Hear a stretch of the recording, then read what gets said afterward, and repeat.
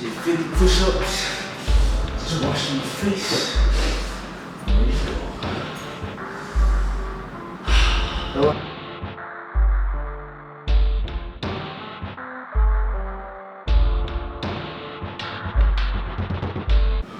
I'm not gonna lie. Dude, this coffee's got me fucking up, man. What you mean? Like, yo, it's like 100% Colombian or some shit. And on today's episode, for the first time ever, what we're going to be doing is showcasing a guest. His name is DJ Jusocozy. What this man does is he DJs, he produces, and he also has a clothing brand called RudeAtlanta, which seems to be doing his damn thing in the area, taking off. He also travels quite a bit. I know he just got back from LA. I saw on his Instagram story. But I ran into him on the street, when was it? Maybe like a week ago. I saw him and I walked up to him and I was like, yo, you should come on the podcast.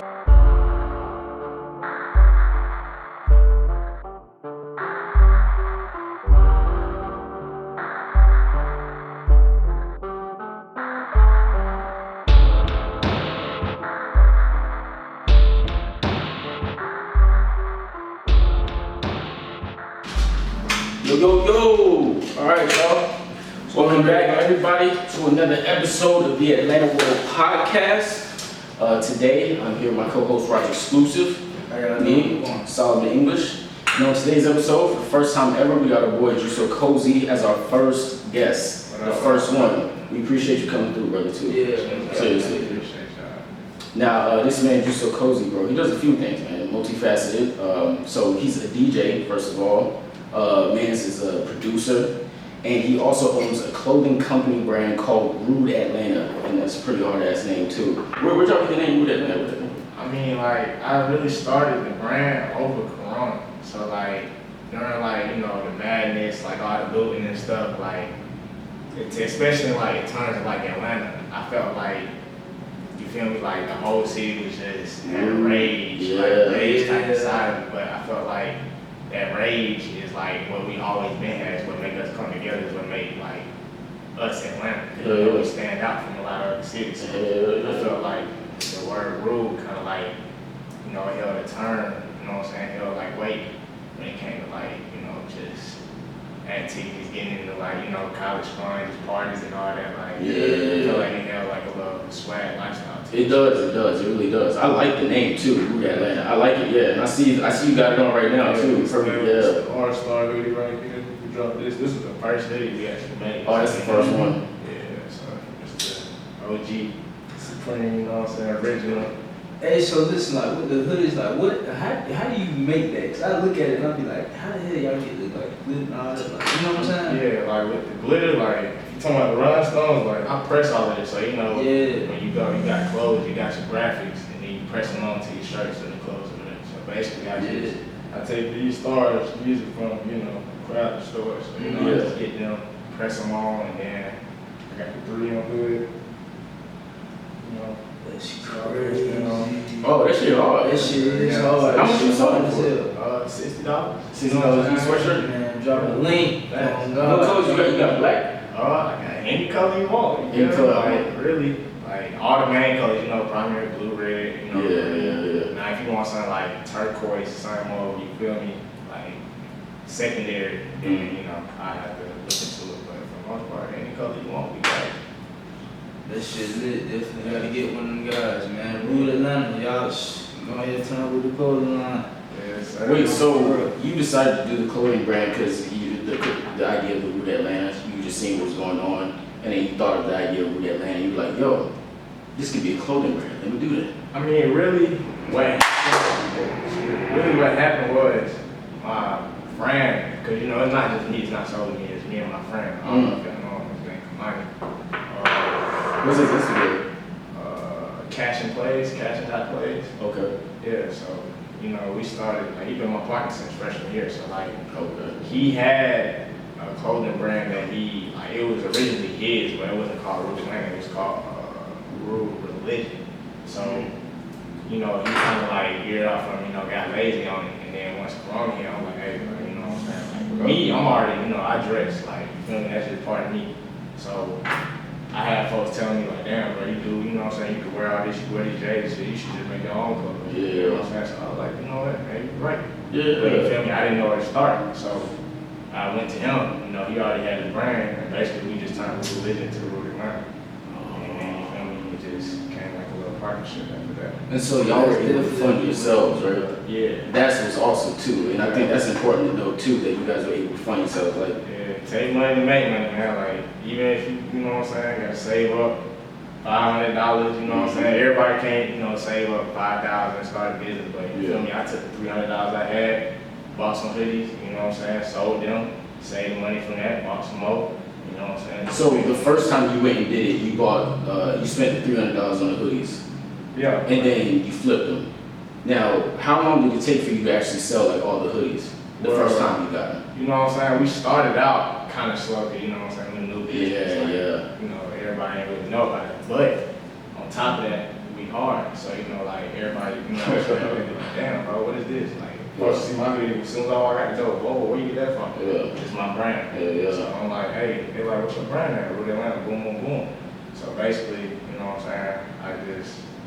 I don't even, you know, try to push it on people.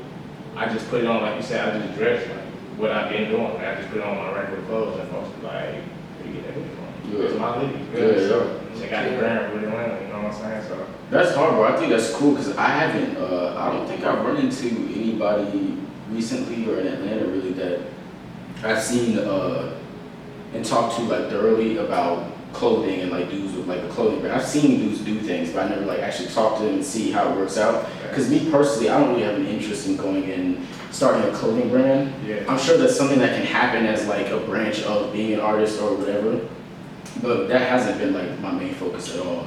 But I know Rock, you get into that with Love 'Em and Slug 'Em.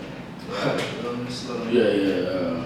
It's really just, I don't know, I say it's like, I won't even like see it as a clothes brand, I'm just branding myself. Okay. That's just the way I branch out. 'Cause, Yes. you know what I'm saying, like I said, I dress already, so I take the skills I already know, stuff I already know what I like to do, and I try to profit, you know what I'm saying, make money off of it, see how you expand with that. So Exactly. Yeah. really, it's just like, I won't even say I'm a, you know, hard, like, die-hard, like, clothes designer, it's my brand, it's just me, you Yeah. feel me, I'm just rocking me, basically, I feel you, bro.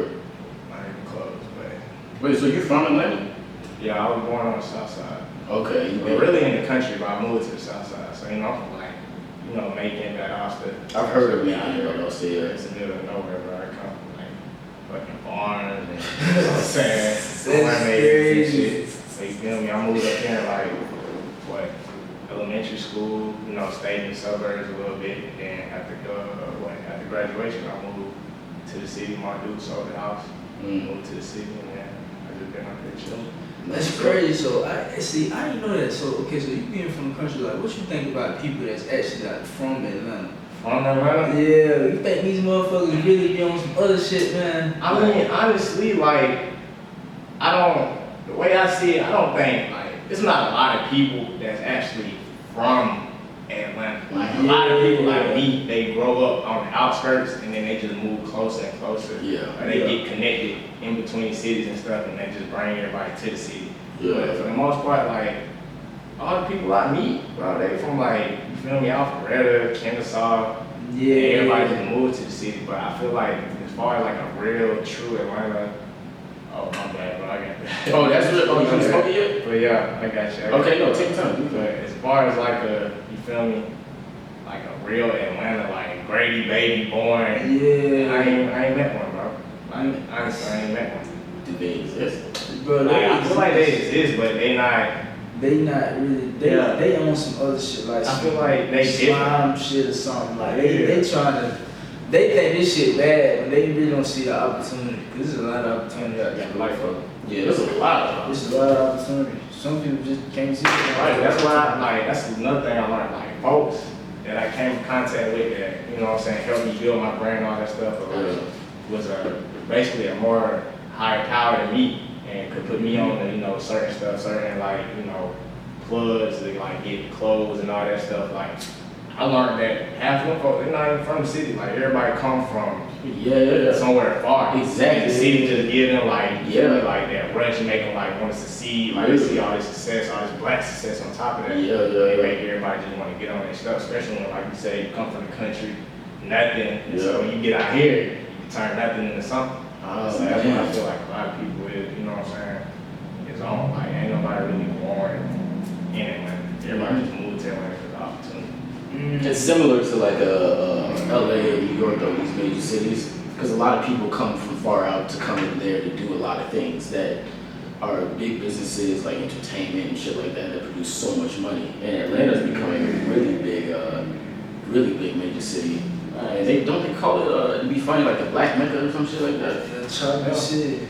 Like the Hollywood, South Hollywood, they call us all that. You know, we got Pinewood Studios down here now, like South Hollywood. We shooting Black Panther, the Marvel movies, like literally, that's what I'm saying. Where I'm from like Fayetteville, Georgia. So we got, we literally got Pinewood Studios like right behind our school. Yeah. Like they shooting Black Panther, they shot Endgame, they shot like every Marvel movie like 2013 and up. They shot in like Tyler Perry movies are like. Yeah. And Tyler Perry opened up a studio down in Atlanta, right? You got one too, yeah.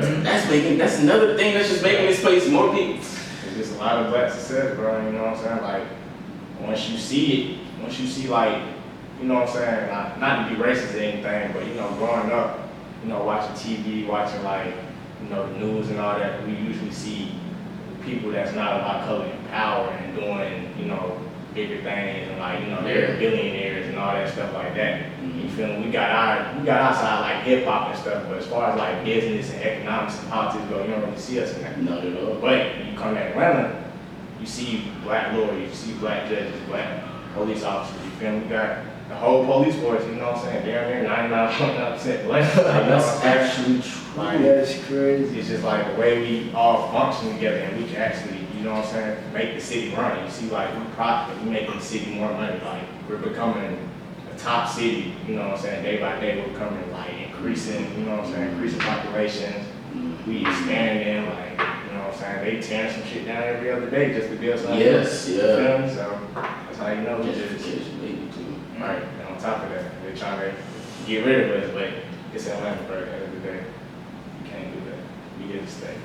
That's why I love the city, bro. Like, No, I'm liking it. I'm liking it. It grew on me too. When I first came down here, it was a little like I had to adjust. Like, because growing up, I would come down to Atlanta at least once a year because I had family here. During the summer, I would go to like summer camp, shit like that. yeah.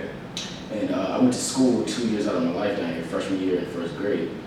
But like, when I moved down here after 2 years of community college in Jersey, I came down here and I had to readjust to things because it was just different here than anywhere else, man. Like really, because I lived in LA, I've been to New York, you know, shit like that. Atlanta's definitely its own kind of like place, man. It's similar how people say LA is its own like little country, its own little area. But even LA though, I say that too. Like I've been to LA. My first time going to LA was November of last year. Ever since then, I've been 3 times. Every time I've been, I'm thinking like, you know what I'm saying, I was just gonna love it more and more. That's why I kept coming back. Yeah.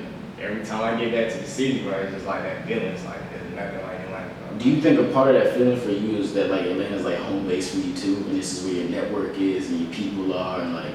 Not even like with me. I'm the type of person I like to get away. I like to, you know what I'm saying, go to new places. That's why I travel that way. Like I like to get away from what I'm used to. That's how you know grow and expand yourself. You can really network and meet certain people outside of the city. And, you know, like I'm saying, everybody have like that one track mind that can only do something inside their town, their city. No, bro, it's a whole world out there. Like you just got to learn to connect. Especially in 2020, we got technology and all that to connect. So, you know, I'm just out here just traveling, especially with my brand and stuff. I'm just trying to expand and do different things in different cities. So when you go to LA, a big part of that is for you to like expand your brand, like network, meet people, get them to see what you got going on. Wow, man, that's a good investment for flying. Like every time I go out to like out of town, I only bring like my clothes. You know what I'm saying? Like my clothing brand. Like I bring a couple sample shirts, even somebody wanna buy them off. But you never know. You feel me? Ain't no telling I might be somebody famous. You know, I can just hand them a sample shirt. The next thing you know, they post it on Instagram, you know, they know it's my brand.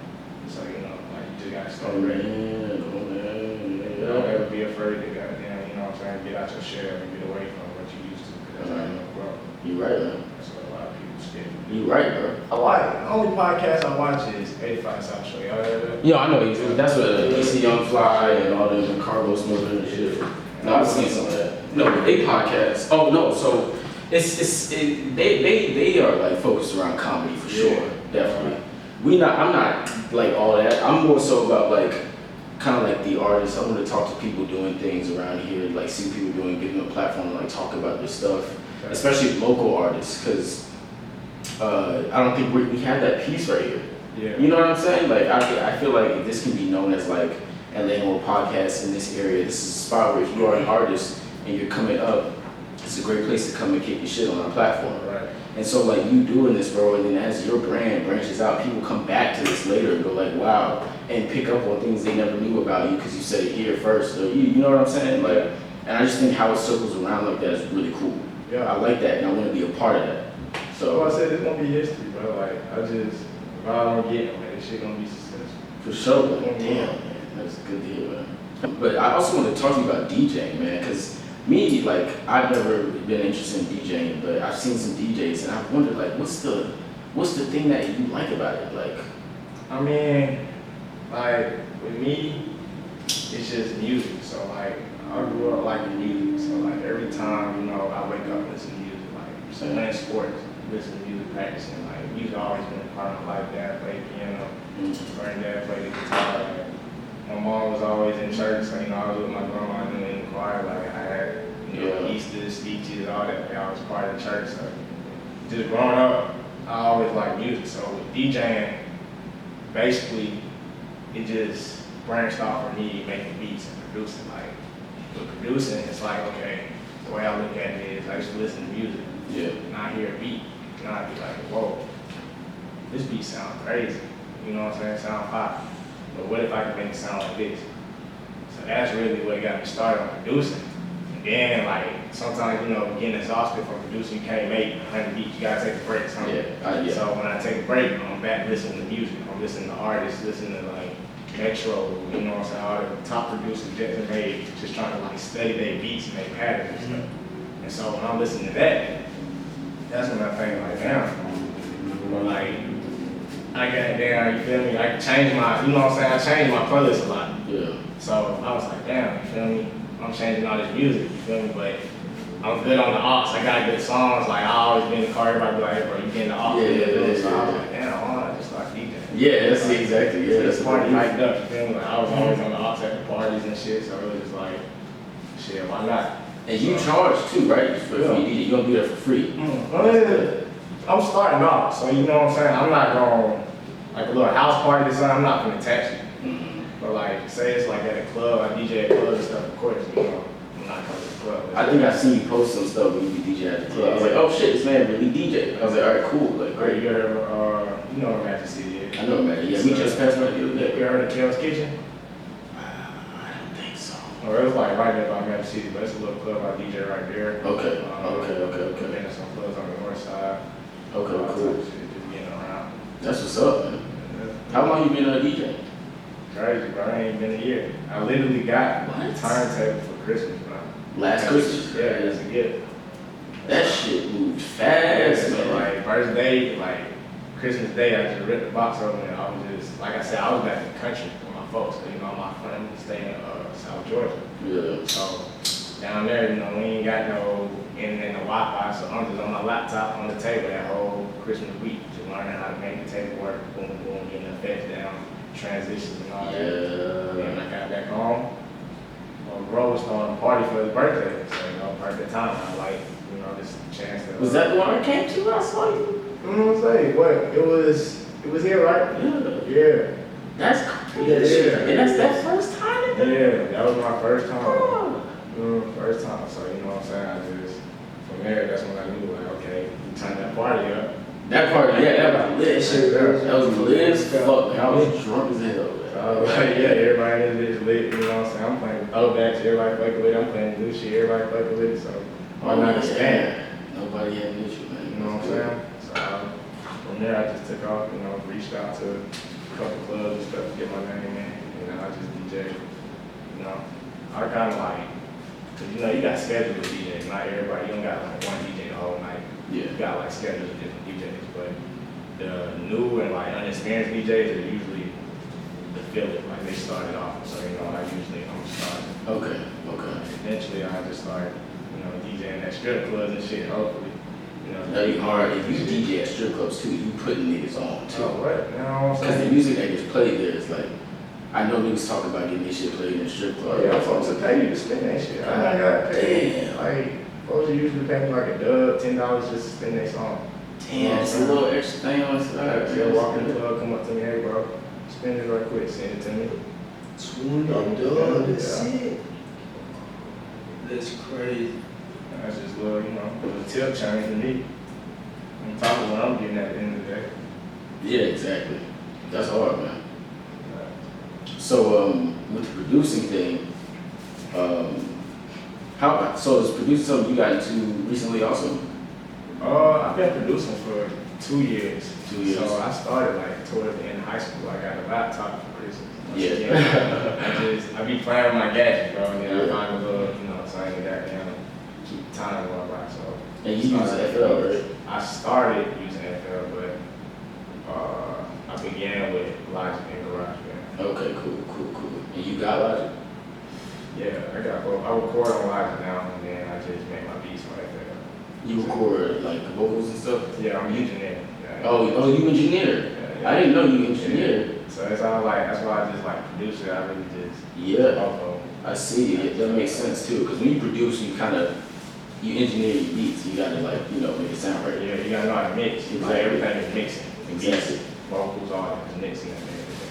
That's what's gonna make it sound good. And so you said, so you make it through FL and you mix it in Logic? Is that what you're saying? I mean, no, I make my beats in FL because the mixing is better in there. Like, it's a better, Okay. like, sound engine than Mhm. Logic. So Mm-hmm. I just put my beats in there for the vocals and stuff like that. Sound better than Logic. So I record in there. That's crazy, bro. I never like got good with FL at all, man. I seen niggas use it, Yeah. but to me, like FL looks like the I feel like it's limiting because like the way you put in the drum patterns, I know you can do it with the dots or something like that. Yeah. And that's just like, I don't know, because I use Ableton, but I started out on that, so that's why I just know how to use it at this point. Yeah. I tried to use Ableton, but I ain't like it. Anytime I hear people our age now try to start to use Ableton and they already been using a DAW, they usually go like, fuck it, you know what I'm saying? Because like Ableton, you do have to learn like quite a bit to get used to like the workflow, but once you get past it, shit, obviously. I mean, that's like any dog. Like, I feel like everybody try to stay on one dog. That's another thing you gotta learn how to expand. Like, when I hopped on FL probably like really this starting school year in August. So like, when I hopped on FL, I'm like, yo, what the fuck is this? This shit look, you know, sketch. Like, I ain't know how to draw any patterns and none of that. So I was just, you know, watching like Metro and Southside. Cause you know, all the good producers use FL. Like Weezy and all them, so I just watch they cookouts and how they make their little simple patterns and shit. I learned little tips and tricks, and I just kept practicing. And now I can damn near make a beat just as good as FL as I can Logic. That's hard. That's just, you know, more knowledge, because I can collab with folks that use you know, FL, and collab with people that use Logic. Oh, I also wanted to ask too about your beats. So the beats you produce, do you usually sell it to artists that hop on, or do you have homeboys who are artists that you give them to? Like, how does that work? And it's just like, it's all about like what you're trying to do. Like, you know, new artists, you know, you just come up to me, yeah, bro, can I get a beat?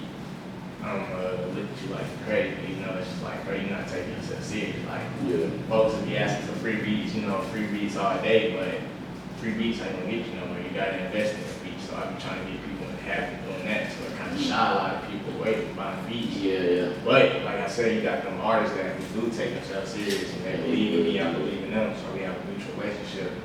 And you know, I sell my beats to them, and then I got an online store. So you know, folks can go on YouTube. What's your store called? I'm on BeatStars at Jusocozy. So you know, my Instagram, YouTube, all that Jusocozy. Jusocozy, and that's spelled Jusocozy, right? Cool. Yes, sir. What about production? Oh, so with the production, like, how serious are you about production? Like, that's something producing, engineering. Are those things you see yourself doing long term, Oh yeah, for sure. within Like, your career? yeah, because it's just like me, I can't stop listening to music, so I can't stop making beats. Like, especially now that I learned, it's like I go listen to a new album or something that dropped, and it just inspired me to like hop on and make, you know what I'm saying, make these type of beats or these type of beats. You know what I'm saying? Just try to get cool with like all genres, because I don't just listen to hip hop. That's good, So man. you That's gotta exactly like expand your knowledge and your music knowledge. I try to do all that. I'm trying to learn like scales on the piano so I can play my keys and stuff like that. Okay, so I got a question. How did you learn like all your skills? Like, when did you first start actually learning music? I'm trying. I mean, I played band in middle school and what 6th and 7th grade. Yeah. So like I kind of had an understanding of music theory and like treble clef and bass clef and like, you know, note keys, sharps, flats, and all that. Mm-hmm. But I played baritone. Yeah. So you were always in the bass clef. So yeah, I was always in bass clef, and then on top of that, you know, baritone only got 3 knots, so it's certain key fingers that you can play to play the scales. But with the piano, it's different. You know, you got the keys. You mean got like on the trumpet? Nah, the baritone. Baritone. You know what a baritone is? Hell no. Yeah, niggas don't know what a baritone Shit, is. I be on that. I had the trumpet in there. Yeah, it's like a baby tube, basically. Yeah. So it's like it look like a tube, but it's small. You can hold it in like your lap. Yeah. It ain't like wrapped around you and nothing like that. But it's Yeah. still bass. It's still bass. That shit crazy. I played viola from 5th to 9th grade, You did? and then I played it again 1 year in college, my community college. I like, man. My teacher, it was really my teacher that inspired me. I mean, he left school, so I was like, yeah, fuck that shit. How do you inspire you? What way you just liked them? Like, I don't even know how I got started, man. Really, I want to say my friends just made me do it, and I was just like, fuck it, I'm gonna try it on some goofy shit. Mm-hmm. And then I ended up liking that shit because of him, because you know what I'm saying? He was the type of teacher he didn't really have at you, like, for playing along notes, son. He'd just sit down with you, hey, read this over, you know what I'm saying? He'll stop the whole class, show you the fingerings, the right notes and all that, and That's awesome. he'll help you learn. So it kind of like pushed me, and you know what I'm saying, gave me the chance that I could really like learn to play this instrument, and I ended up doing it. That's hard. But I didn't get that vibe from like, other teachers, so. A good teacher. Yeah, they was focused on like winning, champion, you know, trophies, you know, band concerts and shit like that. Yeah. So they was focused on just putting like best people in the scenes. They weren't really trying to teach nobody. I see. So yeah. That shit do make an impact whether or not your teacher actually give a fuck. If you got a teacher that really don't give a fuck, you really not gonna be into this shit like that. Like teachers, this is a big job, man. Most people think. Oh my God. You're with kids every day, new set of kids every year on top of Oh my God. So it's like, you feel me? Like, they with you damn near what, 7 hours out the day? Every day? Yeah. Monday through Friday? So it's Like y'all really get to know each other. Yeah, so when you lock in with that person, you know, that class, you don't have to build a bond. And they gonna, you know what I'm saying, respect you or remember you off that bond. Everybody remember their teacher, you feel me? Like, it's school. Bro, I got teachers, I remember them were my favorite teachers, man. Like, just awesome teachers. Like, from middle school, high school.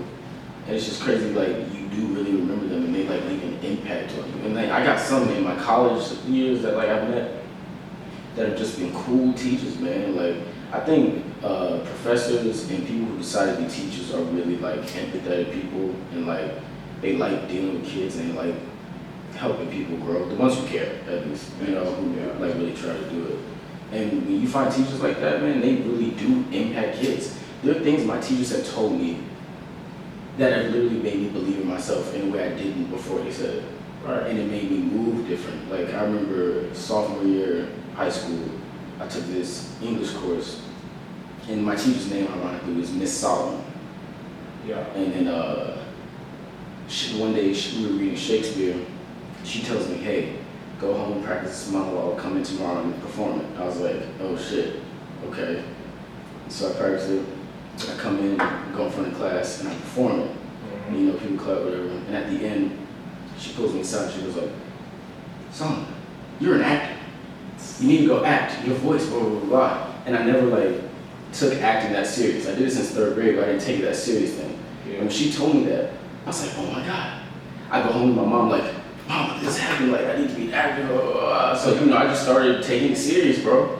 Started taking classes. I was Dracula senior year, like, all this shit. I got a manager, go on auditions, and met a lot of people through all this. And it was just like, it was a beautiful thing. And that was sparked by that conversation with that woman. And they did that and taught me a lot, bro. It was crazy. You know what I'm saying? Like, folks don't, teachers don't understand, or not even teachers, but people don't understand, like, especially in middle school, elementary.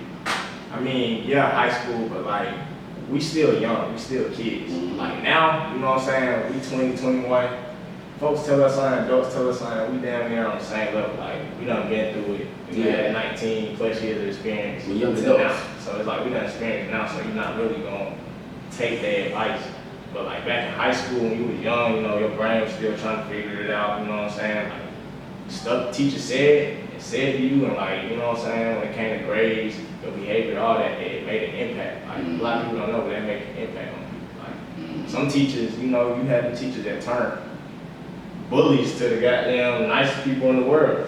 You know what I'm saying? You had the teachers that turned, not even, I wouldn't say like dumb kids, but like kids that weren't as bright, turned them into hard work, you know what I'm saying, out of high school. Like, turned them, made them start working hard, they helped them, tutored them, you know what I'm saying, gave them a little push. And you know what I'm saying, that helped one life, you know what I'm saying, that one life helped create, you feel me, more, you know what I'm saying, more positive, you know, positive, like, I don't even know how to explain it, like, just, like, changing one life at a time, like, it helps.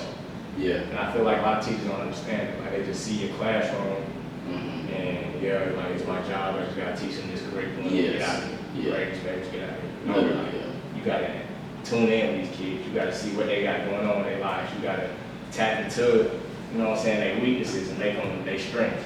You feel me? So it's more than that. And I don't think a lot of people understand that. And man, when you find a teacher who does that for you, it really like puts something in you, man. Oh, It's it crazy. It helps. Like, you know what I'm saying? I know right now, if I ain't got no friends, you know what I'm saying, no friends my age or something, I know I got teachers in high school I know I could go and talk to. If I need, you know what I'm saying, get my chest, you know, something off my chest. Yeah. I need to talk about what I'm trying to do in life, you know what I'm saying, I just need some advice. I know some teachers I can call it right now and maybe give me the best advice. Yeah. Because they've been doing that since we met.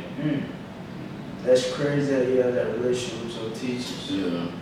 That's crazy that you have a relationship like that, period. So it's like a lot of people feel me, be like, fuck school, fuck my teachers, all that shit. Like, nah, bro. Some of the teachers really there to help, bro. Yeah, there's a lot of teachers that be on the bullshit. Everybody know that one asshole teacher that. Hell You know, yeah. like, and that's what I'm saying. Like, you remember them because of why? Because of how they act, you feel me? Mhm. So it's how everything else works. The same way you can be positive. You can change somebody's life, you never know. And that's, I don't know. That's how I can help you know, teacher. See, that's funny. I was just about to say, I thought about being a professor, like, Yeah. for college students though. I couldn't do younger. I would want to deal with college students because like they're supposed to be held to a certain standard, and like it makes me like it's like you don't do this. It's like come on. Right. I feel like it can be motivational, like not no teaching. I can motivate, like motivational speakers. Okay.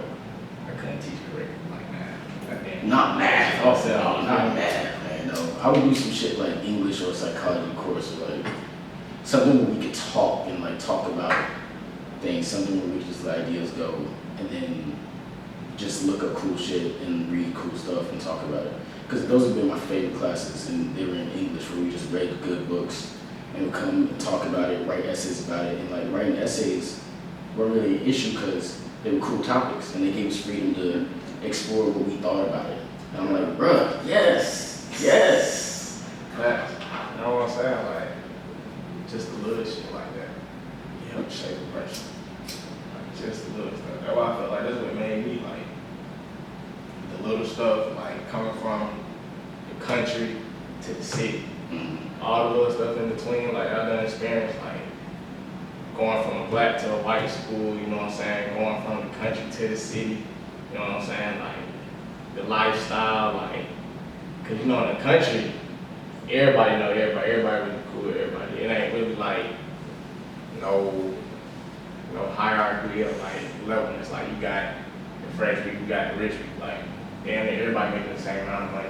You know what I'm saying? Everybody drive the same damn, you know what I'm saying, car. There wasn't like no Lamborghinis and shit out there in the country. Yeah. You seen that, you gonna be like, well, you thought you was seeing a ghost, you see a Lamborghini out there. So it's just like, going from that, moving to the city, you seeing all this is normal and regular, it's just like, damn, well, you know, I didn't know that was even, you know what I'm saying, a thing. But now I see it now, I felt like I can achieve that. You know what I'm saying, I can go and get this, I can go and do that. Like seeing everybody else doing it, it just makes you want to do it. That's just, that's how I look at it. It just shaped me, bro. Wait, so you mentioned you went to white school? Yeah, Like majority white? I moved, it was my senior year. I had moved to a white school. Like, I went there for like half the school year. But like, that little experience right there, you feel me? Like, being the new kid at school, I was playing basketball, like I was on a basketball team, so you know, just like dealing with all that. How was it? It was crazy, bro. Like, just think about it. Like, you pull up to school, you know, you got your school parking lot. Now imagine every goddamn parking spot full of either Benz, you feel me, Range Rover, God looking trucks. Like, I went to, it was a rich ass school, bro. It was up there in North Fulton. It was in Sandy Springs. So, God damn. And up there had money, bro. It was just like, me, I'm just like, damn. I'm coming to school, the same shoes on every day and shit. I'm like, you know what I'm saying? I don't even got no car. So you feel me? It's just like, damn, to see all this happen. Like, this shit new to me, but I was getting used to it. You feel me? I made friends still. I had, you know, I made some white friends. I don't usually do that, you know what I'm saying? Got out of my comfort zone. I was doing weight training and shit. I didn't never lift weights a day in my life, you feel me? Yeah. Like I was just getting used to that living. You know, when I got used to that living, like it didn't really change me, but like I adapted to it. So it's like I know when I come back into the situation, it won't be new. Yeah. Code switch. Yeah, I'll be more comfortable. Yeah. I think that teaches a lot. Like when people kind of have an experience. I see now that like the kind of young black people I run into have had experiences where they run into both like white and black people in ways. Right. And it seemed to open up their like mindset about how to approach these situations. Because you said like now when you go, it's not new to you. You can kind of adjust to it and get used to it. But like that idea of like pulling up to school with like seeing Range Rover, Benz, blah blah, that shit can be intimidating, Like, man. right, but even like the parties and stuff, like you know what I mean? I just smoke weed, bro. But going to that school, that was the first time I ever seen somebody do cocaine. Like In high school? yes. Oh, it was that You rich. feel me? It was that rich, bro. Niggas was doing coke in high school. Damn. Bro, I'm talking about Ugh. crazy drugs. You feel me? Like LSD's hands, all that shit. Like I ain't never seen nothing like that. So like even be around it, you feel me? That's how potentially some folks become addicts and shit like that.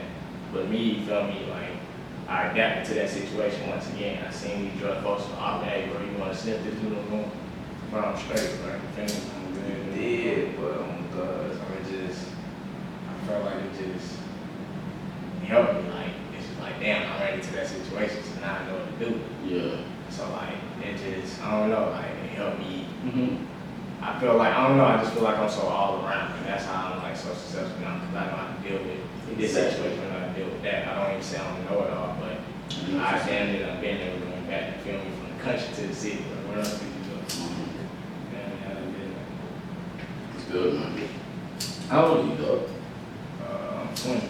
20. Okay, cool. Yes, sir. You still going to GSU this semester? Uh, Or you took it off? You know, it's crazy. I just dropped my classes this semester like 2 weeks ago. All of them? Yeah. You said fuck it? Yeah. Yeah. You feel me? Like, I got my businesses, you know what I'm saying? I'm trying to take them to the next level. So, with school, That shit is in the way, bro. It's in the way. bro, like, school is just like, hey, I'm finna graduate. I'm finna put this work in, right? And then with me, I wouldn't say I wasn't a smart kid, but I graduated, I graduated with 2.99. Mm-hmm. So, you know, I didn't get hope. I missed that shit by 0.01. So, coming into school, I got to take out loans to go to school. Mm-hmm. And the way I see it, like, you know what I'm saying, growing up once again, the way I see it, like, this world, it's a money game. Yeah. So the objective at the end of the day to survive is to get money. Mm-hmm. Me being in school, I went to school where I was doing music management, trying to like learn the business side of music. But doing these internships and like getting around the city, DJing and stuff, like I said, I picked up on knowledge and how to do this and that, how to monetize my beats, how to sell that, you know what I'm saying, sell my clothes, how to set up websites. School ain't teach me none of that, bro. Like, I learned that myself. You feel me? Just getting out here networking. Mm-hmm. I feel like networking is more important than education. Like, because it really is education in a type of way. You learn it from other people. You feel me? And you apply that to yourself and self-education. That's better than damn near, you know what I'm saying, writing fucking paper. Yeah. Like, you ain't gonna learn shit writing no paper. Like, you ain't getting paid turning no paper. So I just felt like it wasn't for me. Like, if I want to be successful in my businesses, I got to work on them. I can't, you know what I'm saying, put time, you know, 8 hours, you know, not even 8 hours, but like 5 hours out my day just to tap into some homework that's repetitive, doesn't teach me anything, you feel me? Like, especially during this corona. Yeah. Like, everything's just online and repetitive, like, they don't even try to, like, Bruh, tell me about it. Like, I had like 2 classes, astronomy and like principles of counting. And I'm like, dang, why am I taking this? Like, my entrepreneurship class though, I'm doing well in, that's because like, it's relevant and it's kind of helping me build Atlanta world because I'm using that as my thing for project. That's why I said, like, if I was to go back, I was going to change my major in like politics or law. You know what I'm saying? Something that actually matters. Like, I felt like music management, I'm gonna fucking graduate, get a degree, which I'm still gonna have to go find a job for anyway on top of that. You feel me? So, in 4 years, I could have been putting in work to get myself paid, you know what I'm saying, self-employed. No, I put in the time to get a degree. Now, still on top of that, I gotta go find a job. I gotta go put that work in now after the 4 years. So it's like, I felt like it was just a time waste to me. Like, I'm an entrepreneur. And you know what I'm saying? Yeah. Most entrepreneurs, they, you know what I'm saying, I won't even say they didn't go to college, but they were more invested into their businesses and getting money and learning how to, you know what I'm saying, the economy works. They learn from getting out there and doing it, man. Exactly. Literally, the first entrepreneurship class I took at GSU, dude said he's an entrepreneur, owned a few businesses, whatever, and he literally said, you're not going to learn anything by just sitting in the house and doing nothing. You need to go and do this. You need to go and try things. You need to go and you're going to fail, mess up. You need to go through that process so you get better at it. And not all your businesses are going to work out as well as you think they will. Yes. And in fact, like, most of them don't, which is the thing. And you have to be able to deal with that. And I was like, wow, okay. And that's what I'm saying. Like, time, like you said, time is money, bro. Time is also an essence, because it's like, you have to have time to get money to put in, you know what I'm saying, to put in your business, to put them hours into your, whatever you got going on. Like, Yeah. and without time, you know what I'm saying, like, my time is being taken away by school. So, you know, time, okay, taken away by school, then on top of that, I still gotta work to get money to invest in my, you know what I'm saying, my business. So if I take away school and take that time to work and put them extra hours into my businesses, I don't feel like it's gonna grow tenfold. You feel me? Faster than It really would. faster than really just waiting. Cause like I said, I wouldn't even say I'm a lazy person, but it's like I only do stuff if I know it's worth it. Like, that's how I'm a risk taker, but like I know the risk. I feel like I can foresee stuff. So like with school, I felt like it was a risk where I'm gonna, you know, come out in debt, have to pay these folks back, you know what I'm saying? Then on top of that, I gotta get a job. So I didn't want to start off, why would I start off in debt? You feel me? I want to start off clean straight. I'm trying to get money. I'm not trying to owe nobody. You know what I'm saying? No, I'm trying to have folks on me. I'm trying to collect this.